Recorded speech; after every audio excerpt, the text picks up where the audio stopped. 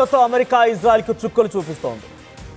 మీరు వింటుంది నిజమే. చాలా చీప్ డ్రోన్స్తో ఇరాన్, ఇజ్రాయెల్, అమెరికా రెండు దేశాలకి చుక్కలు చూపిస్తోంది. ఇక్కడ చీప్ అనే పదం ఎందుకు నేను వాడుతున్నానంటే, చీప్ అంటే దాని క్వాలిటీయో క్వాంటిటీయో అని కాదు, దాని ధర 30 లక్షల రూపాయల డ్రోన్లతోని 30-40 కోట్ల రూపాయల ఇంటర్సెప్టర్ని కుప్పకూల్చేస్తోంది. ఇంటర్సెప్టర్ అంటే అక్కడ వచ్చేటువంటి ఎదురు దాడిని అడ్డుకోవడం కోసం ఉపయోగించే డిఫెన్స్ సిస్టమ్.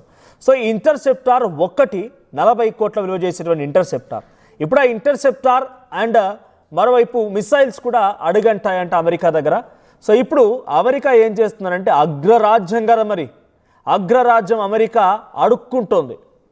డ్రోన్లు కావాలని చెప్పి యుక్రెయిన్ అడుక్కుంటోంది. యుక్రెయిన్తో సహాయాన్ని కోరుతోంది ఇప్పుడు అమెరికా. సో ఉక్రెయిన్ నుంచి సహాయం కోరుతున్నటువంటి అమెరికా ఏం అడుగుతోందని అంటే, నాకు డ్రోన్లు కావాలి అని చెప్పి అడుగుతోందట. సాయం చేస్తామని ఉక్రెయిన్ కూడా సమాధానం ఇచ్చారంట.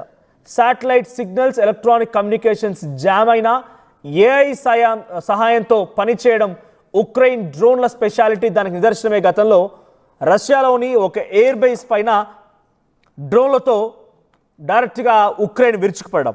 సో రష్యన్ ఎయిర్ బేస్ని యుక్రెయిన్ డ్రోన్లు అంతమార్చడం.